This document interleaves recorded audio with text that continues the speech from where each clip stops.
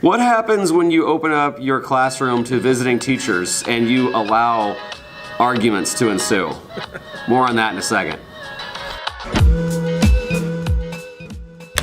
All right, so a lot of times during the school year we do, we have an open door policy to anybody that wants to see what we do as a class. And it just so happened that today we end up having 2 visitors from the same state. I didn't realize that. Yeah, so we've got some people from Georgia. Introduce yourself. Hey, I'm Lee Green, Floyd County Schools, Rome, Georgia. Rome, if you want to. I'm Matthew David. I'm outside of Atlanta in Whitfield Academy. And his daughter is here. Yes, my name is Lily, and I also go to the Whitfield Academy. So the thing that I loved about today is that there are times where people are like, oh, what a perfect class you may have, because I showcase what we do well, and I try to be honest about what doesn't go well either. I mean, if you've been following the videos, you know that's true. But today was particularly difficult because I had put out an assignment. And it's kind of weird because this is a class where you kind of can do what you want, but every now and then I have to have accountability measures, and so the average student, I think I had about a 50% completion rate today, and I was boiling mad, and then they had to watch it. Anyway, we had a great conversation on why it wasn't, and we kind of worked things out. That being said, I want you guys just to kind of give a fresh, your take on watching this class unfold.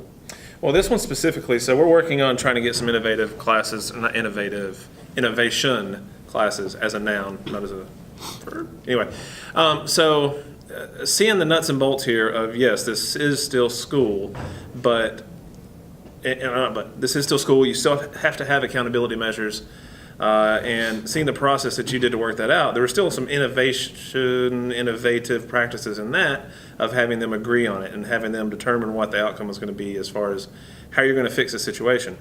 But then when I was able to step aside and go talk to the kids, that's the stuff these guys are doing in here. Holy cow. Yeah, I'm actually glad both of you guys, actually all 3 of you guys went and did that, because we didn't really have time to go around and talk about what they were doing. So I'm glad that you guys started talking about it. And that is it. I mean, like, in one way, I was a little let down, but if you start listening to the projects they're working on, it's not school. No. It's bigger than school. Well, it is school because we have a kid that is building a school. Right. Right. In Ghana. Yeah. And to learn he's moving there in 3 weeks. Yes. Or no, 7 weeks. And the fact that he has dedicated time in his school day to work on something that's a passion of his and to build that out. I learned a ton in the 5-minute conversation I had with him. Mm-hmm. And he is going to go change lives, and this class has a direct impact on his ability to do that. Thoughts? Yeah, man, I enjoyed the kind of boardroom mentality that we worked that situation out. Every kid seemed to have a voice, very respectful of each kid. It was just a great atmosphere to see that work out and play out in real time. And then I had a kid who pulled me over, and he was very passionate to show me about his work on esports.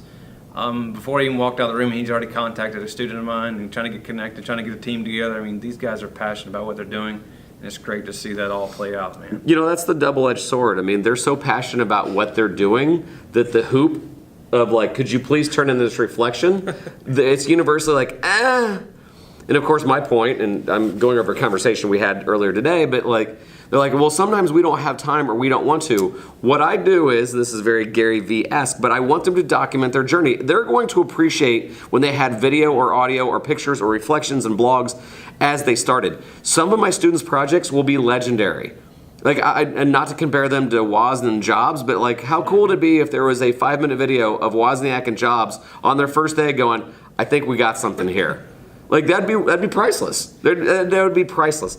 And so if your students are going to do something worthwhile, they might as well document that journey. If for nothing more, they can look back on it and go, boy, I was naive back then, or here I was missing out. So I really, really, really want them to do that.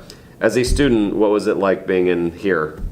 I really enjoyed it. I thought it was a good perspective of like people working out with respect to others. I think it was good to see that these people aren't like going like crazy, but they're also like still passionate about it. Mm-hmm. And it was fun to like walk around and like see the different like what people like were excited about doing. And it was interesting to see how there's like some people who like obviously haven't really figured out what they're doing, but they're still working through. But then there's like the people who like are like crazy for it. Mm-hmm. So that was good to see on like both ends. Was it awkward or weird when this teacher was mad and I said that they were wrong? Was it weird for you to go, for them to defend it and say that I was wrong? No, I was like, I almost like jumped into the conversation because I like, You should have. You should have. Several times I could have because I know I'm not in this class, but I can relate to like what it's like.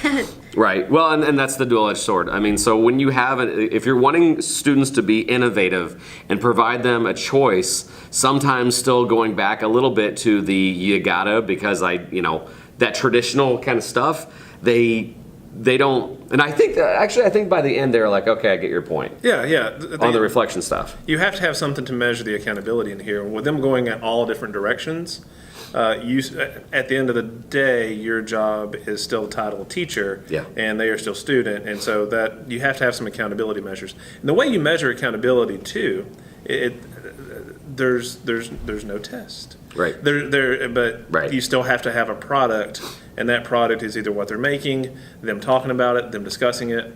And them reflecting on it. Yes. Yeah. And then providing that, saying, and I think this was great, or I think this was not so great, and here's where I am.